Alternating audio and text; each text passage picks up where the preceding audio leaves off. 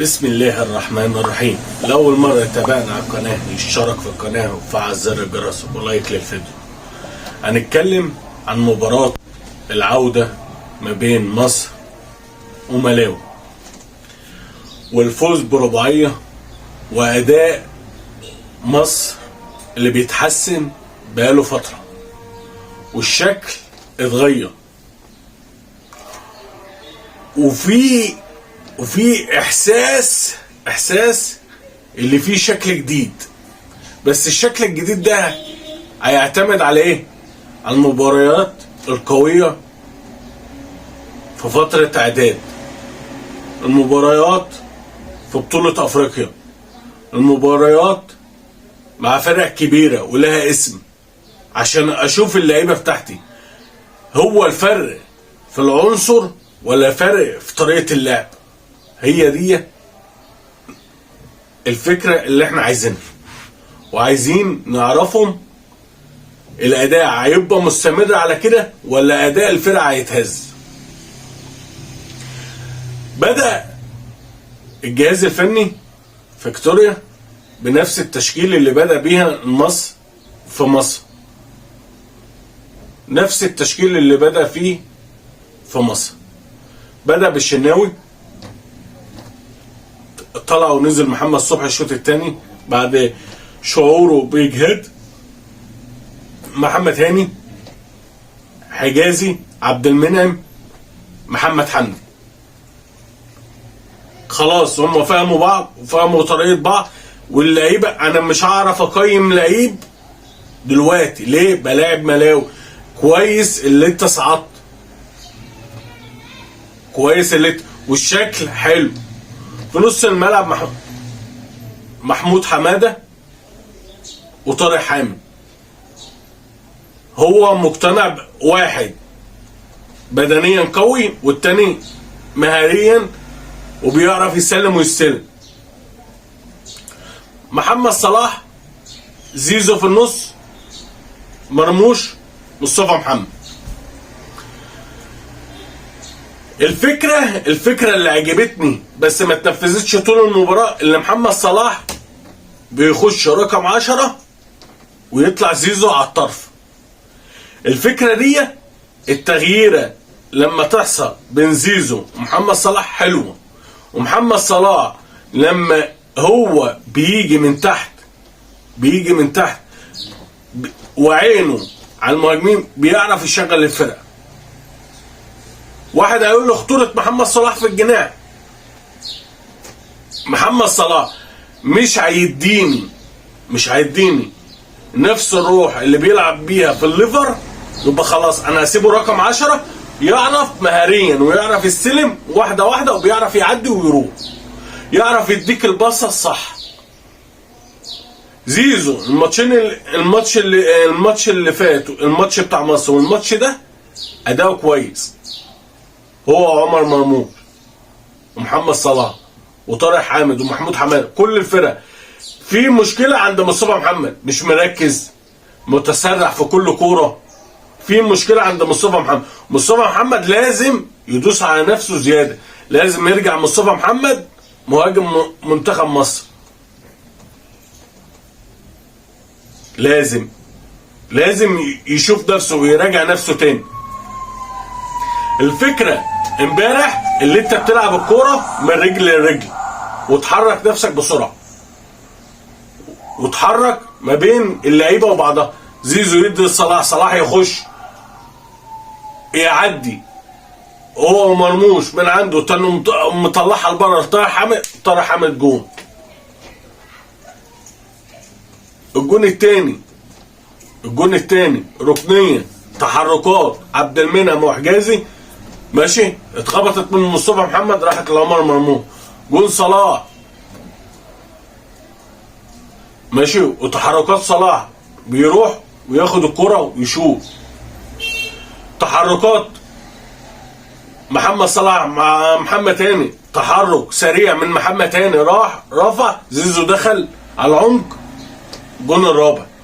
شكل الفرقة الكرة السريعة رجعت، ولازم اللعيبة تتخدم. تتخدم ازاي؟ لازم تخدم اللعيبه، تخدم طريقه اللعيبه ازاي؟ لازم تجيب لعيبه تنفذ لك الكره السريعه وتلعب الكره السريعه وتنفذ الكره السريعه، ماشي؟ ولازم تحط بديل في كل مركز، في كل مركز تحط مثلا بديل لمحمد حمدي فتوح وتحط جنبه ناشئ التالت، عبد المنعم وحجازي وعلي جبر واسامه جلال، حط اسامه عبد المجيد، ماشي؟ حط المغربي، حط حط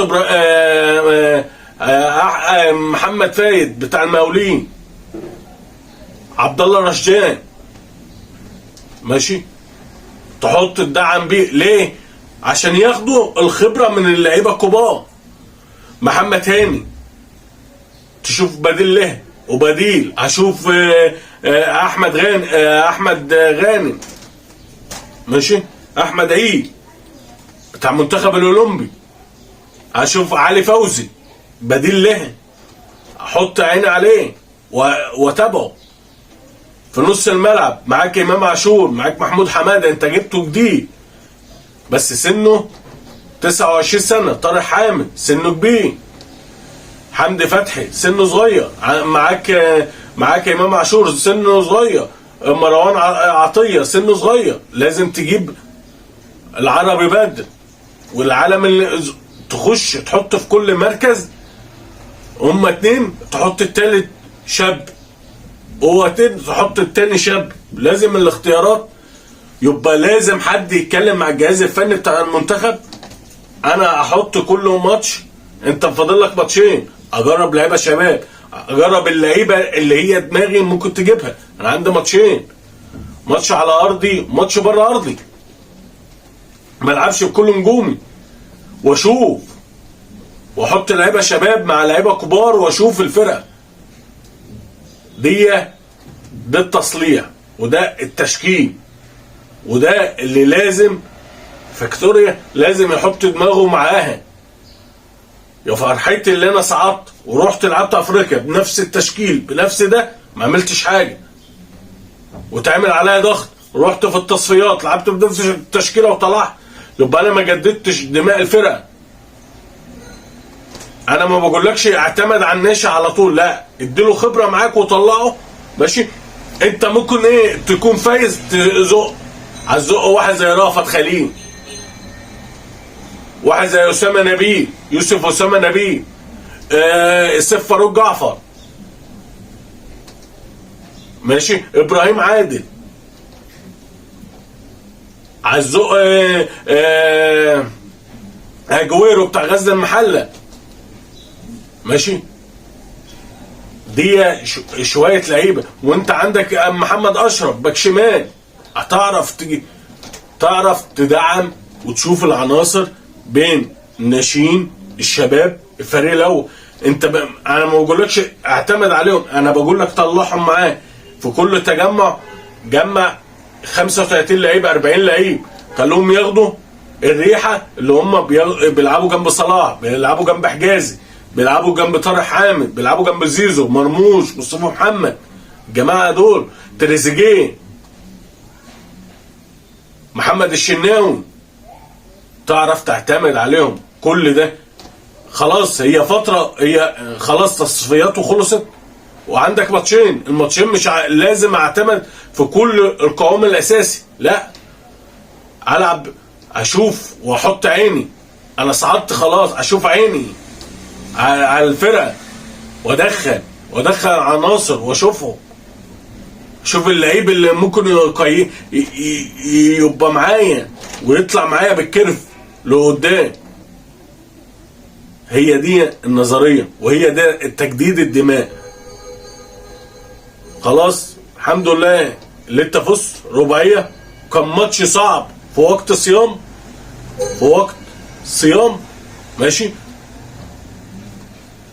والميزه اللي انت لعبت على جد مقدره اللعيبه، واللعيبه ما ارهقتش نفسها. الجو كان مساعد عشان كان في شتاء ما فيش حر، الجو كان مساعد، بس انت اللعيبه خلصت المباراه. لما تخلص المباراه مع الفرقه الضعيفه دي بدري يبقى الاداء هيتحسن والشكل هيتحسن. الف مبروك للصعود والف مبروك على اداء ماشي في شكل جديد باين لمنتخب مصر. واشكركم والسلام عليكم ورحمة الله وبركاته.